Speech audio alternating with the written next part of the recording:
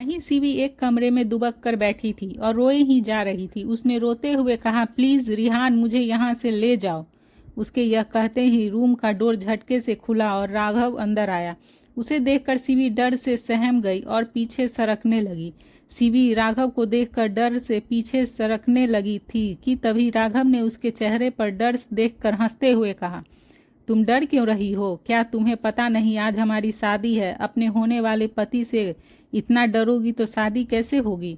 CV उसकी बात सुनकर हैरानी से उसे देखने लगी और फिर उसने अपने लड़खड़ाती जवान में कहा, शादी नहीं, तुम ऐसा नहीं कर सकते। तुम जानते हो ना, भाई ऐसा कभी नहीं होने देंगे। वह तुम्हें छोड़ेंगे नहीं। अगर तुमने ऐसा कुछ करने के बारे में सोचा भी तो वह तुम्हें मार डालेंगे। राघव ने गुस्से में उसकी बात पर कहा, कौन किसे मारेगा यह तुम्हें जल्दी ही पता चलेगा। फिर उसकी तरफ एक बैग फेंकते हुए उसने कहा, मैं यहाँ तुम्हारी बकवास सुनने नहीं आया हूँ। इस ड्रेस को पहनो और रेडी होकर 10 मिनट में बाहर आओ, नहीं तो 10 मिनट बाद यह ड्रेस मैं खुद तुम्हें पहनाऊंगा अपने हाथों से। यह राघव की बातों ने सीवी को बुरी तरह से डरा दिया। उसने जल्दी से अपने कपड़े हाथों से बैग लिया और रेडी होने चली गई। जब वह रेडी होकर आई तो राघव अपने कुछ आदमियों के साथ उसे लेकर एक फार्म हाउस में आ गया। वहां सारी तैयारियां पहले से ही विराज ने कर दी थी। सीवी ने शादी का लाल जोड़ा पहना था जिसमें वह बहुत खूबसूरत दिख रही थी, पर उसके चेहरे पर दिख रही डर की लकीरें चांद में दाग जैसी लग रही थी। उसने मन ही मन खुद से कहा, भाई मुझे पता है आप इस राक्षस से मेरी शादी नहीं होने दोगे, पर मुझे डर लग रहा है। प्लीज़ भाई जल्दी आओ। फिर मुंह बनाकर उसने आगे कहा, भाई को आने में टाइम लगेगा यह मैं जानती हूँ, बट आप कहाँ रह गए रिहान? वह अपनी ही सोच में गुम थी। उसे पता ही नहीं चला कि कब वह राघव के पीछे पीछे चलते हुए मंडप में आ गई। वह तब अपने होश में आई जब उसने हवन कुंड की गर्म लपटों को महसूस किया और तभी उसके कदम अचानक से पीछे हो गए। राघव ने जब यह देखा तो उसने उसे घूरते हुए उसके सिर पर गन पॉइंट करके कहा, अपने भाई से मिले बिना मरना है या तुम्हें उसे मिलने के बाद? यह सुनते ही सीवी ने फिर से अपने कदम आगे बढ़ा दिया और चुपचाप जाकर मंडप में उसके बराबर में बैठ गई। अभी मंत्रों का उच्चारण शुरू ही हुआ था कि तभी राघव के कानों में गोलियों चलने की आवाज़ आने लगी। यह आवाज़ वहां मौजूद सभी लोगों ने सुनी। आवाज़ सुनकर सीवी के होठ खिल गए और वह समझ गई कि उसके भाई और रिहान आ गए हैं। तभी गोलियों की आवाज़ और तेज हो गई। विराज ने वहां झांझ कर देखा तो फिर राघव से कहा, वह आ गया है।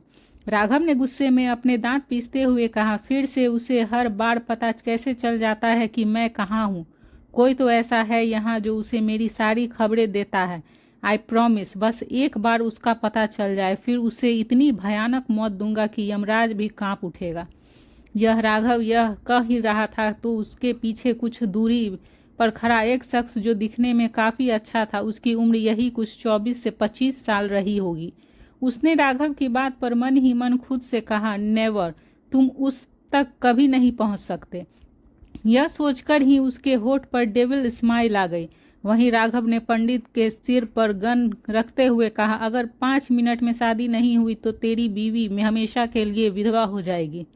पंडित जी उसकी बात सुनकर डर गए और वह जल्दी जल्दी मंत्र उच्चारण करने लगे। वहीं सीवी उठकर दूर जाकर खड़ी हो गई थी। राघव ने जब उसे देखा तो गुस्से में उसकी आंखें सिकुड़ गई। राघव ने विराज की तरफ इशारा किया तो उसके इशारा करते ही विराज अंदर से एक बुलेट ले आया और उसे राघव के हाथों में दे दी।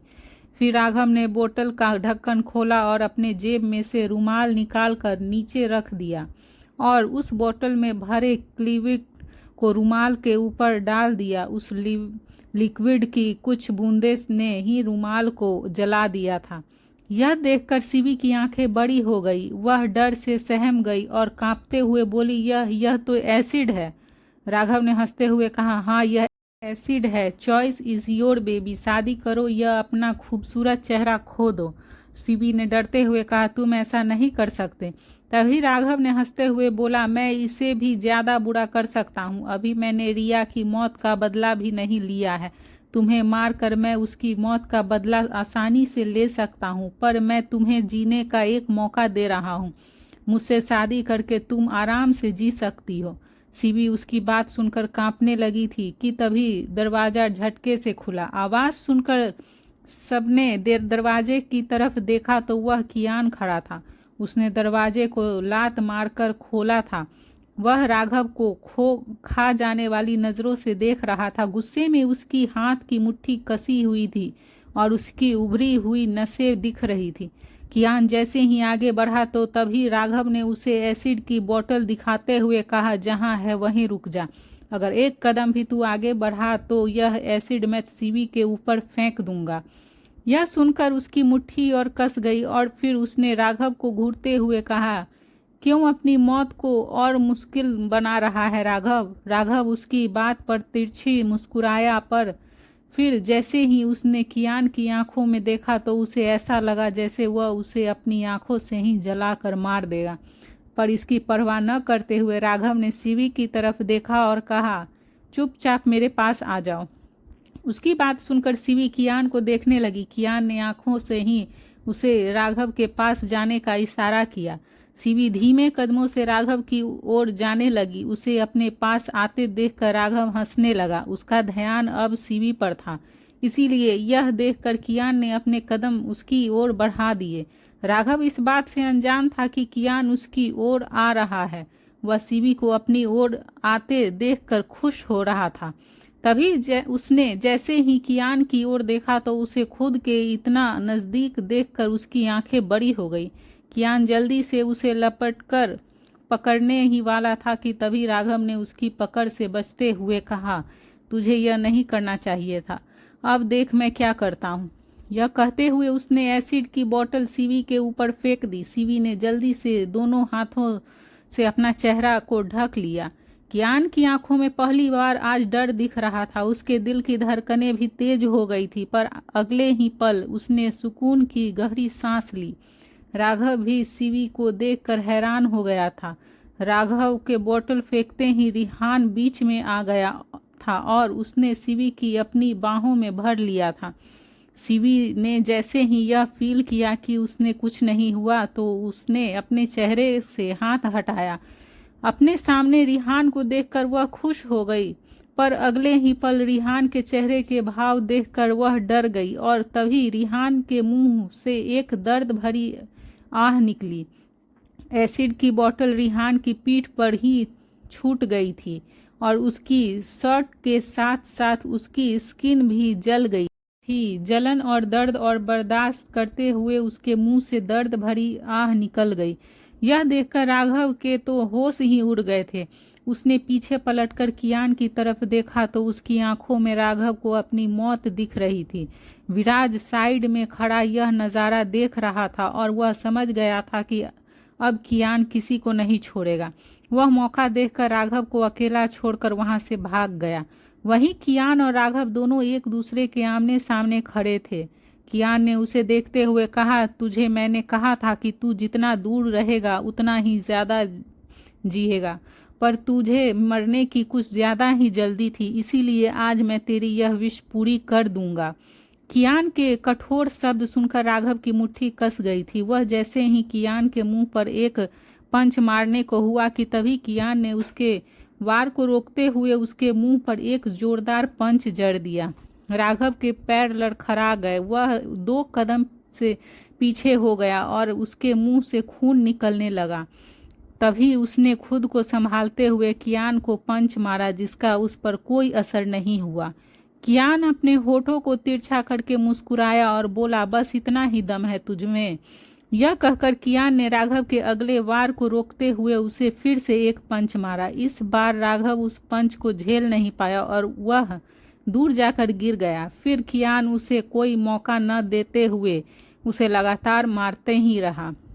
ऐसे ही कुछ देर तक दोनों के बीच फाइट होती रही। राघव ने अपना पूरा जोर लगा लिया था, पर वह कियान की बॉडी में एक फ्रैक्चर तक नहीं कर सका। वहीं कियान ने राघव के राइट हैंड को पकड़ते हुए कहा, इसी हाथ से छुआ था ना तूने उसे। यह कहते हुए उसने राघव का राइट हैंड तोड़ दिया और उसकी दर्द भरी चीख वहां पर गूंज उठी।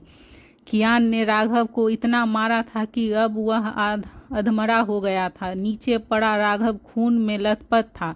उसे देखकर ऐसा लग रहा था कि किसी भी पल अब वह उसकी सांसें रुक जाएगी। आज कियान ने राघव से सुहानी और सीवी के साथ हुए मिसबिहेव का हिसाब ले लिया था। आज उसने फाइनली राघव का चैप्टर क्लोज कर दिया था। उसने अधमरे राघव को एक नज़र देखा और अपने कदम रिहान की तरफ बढ़ा दिए। रिहान अब खुद के पैरों पर और देर तक खड़ा नहीं हो सकता था। उसके कदम लड़खड़ाने लग गए थे। सीबी ने जल्दी से रिहान को संभालते हुए उसके पीछे देखा तो उसकी बैक का एक साइड से पर्सन जल गया था। रिहान उस दर्द को बर्दाश्त किए खड़ा था। उसकी जगह अगर कोई और होता तो शायद वह दर्द से चीख चीख कर अब तक मर जाता।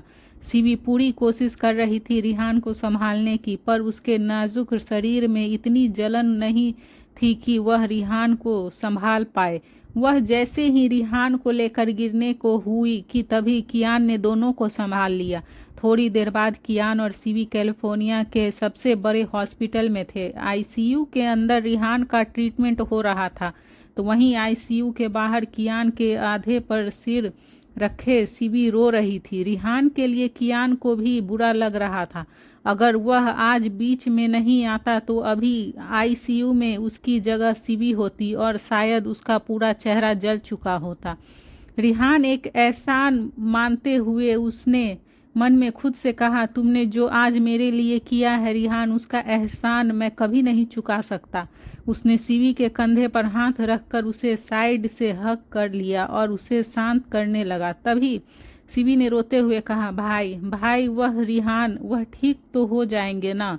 कियान ने उसे कंसोल करते हुए कहा, उसे कुछ नहीं होगा, वह ठीक हो जाएगा। जहां एक तरफ राघव के अटैक से रिहान जख्मी होकर हॉस्पिटल में था, तो वहीं दूसरी तरफ लंदन में हॉस्पिटल बेड पर लेटा एक लड़का जिसके फेस पर ऑक्सीजन मास्क लगा हुआ था और वह मशीन से घिरा हुआ था कि तभी उस लड़के की सांसें उखड़ने लगी और उसकी पल्स रेट स्ट्रोल हो गई। फिर एक नर्स अपने हाथों में ट्रे लिए अंदर आई। ट्रे में कुछ मेडिसिन और इंजेक्शंस थे। जैसे ही उस नर्स की नज़र बेड पर लेटे लड़के पर गई तो उसके हाथ में ट्रे छूट कर नीचे गिर गई और वह जल्दी से डॉक्टर को बुलाने के लिए चली गई। डॉक्टर ने उस लड़के की कंडीशन को स्टेबल करते हुए नर्स से कहा, कॉल हिम इमीडिएटली।